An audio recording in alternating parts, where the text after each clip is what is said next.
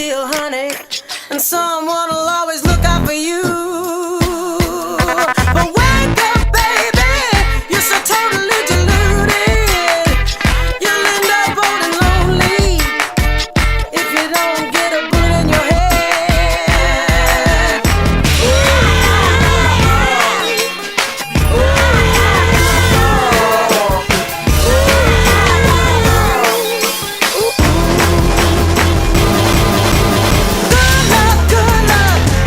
Good luck in your new bed.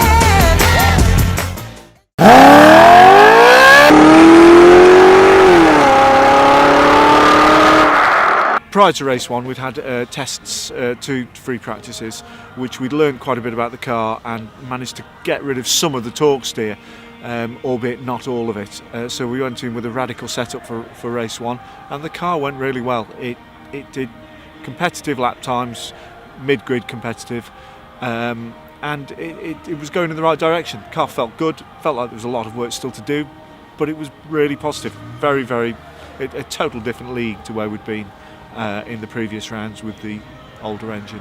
It's the first time the car's come back with action all down one side, front bumper biffed, sides sills off. Basically I was able to get in the thick of it and trade places, and that's all we wanted to do, come here and race.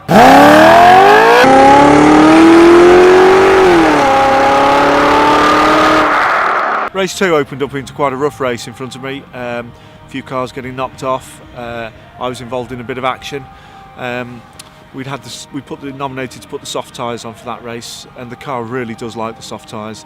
Did some pretty competitive lap times until it literally falls off a cliff, which everybody suffers from this with the soft tyres. But again, it's the first time we've actually done a proper race duration with those soft tyres with an engine that would do the car justice. When myself and Simon were running side by side through the tight, complex part of this circuit, we managed to get so close that he actually ran over my front splitter. When we were going side by side, his wheel must have gone over the front splitter, which pulled the whole bumper down to the ground, which didn't help his aero for starters. But forgetting that, unfortunately, they kept showing me the black and orange flag, and I was on the radio trying to mitigate the circumstances and get myself out of it. Anyway, cut a long story short, the powers that be were having none of it and forced me to come into the pits 2 laps before the end, which was a pity because I think we were running in 19th or 20th. We'd made up quite a few places, but that's life, and it happened, and it's not the end of the world. It just meant that we started much further back than we would have done for race 3.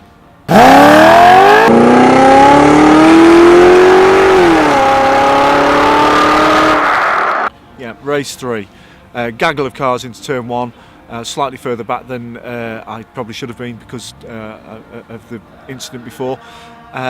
Turned in, carrying good speed, and somehow somebody used me as a brake from behind. I'm not sure whether it was Mark Hines or possibly Martin Depper, but whoever did it fired into the back of me, turned me around going down the hill, at which point I was going backwards looking at the 5 or 6 cars that were behind me coming forwards at me.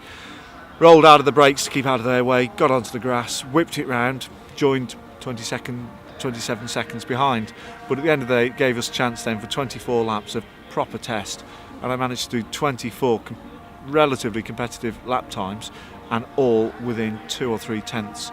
I personally and the team just cannot wait to get to Rockingham. We can't wait to go out testing. Everything's in our favour now to certainly try and get ourselves further up the grid. It really has been a good meeting, and it was a very, very good decision to go with Swindon. I really do want to thank Raf from Swindon. He's done a very good job for a lot of teams here, and he's certainly helped us in a big, big way.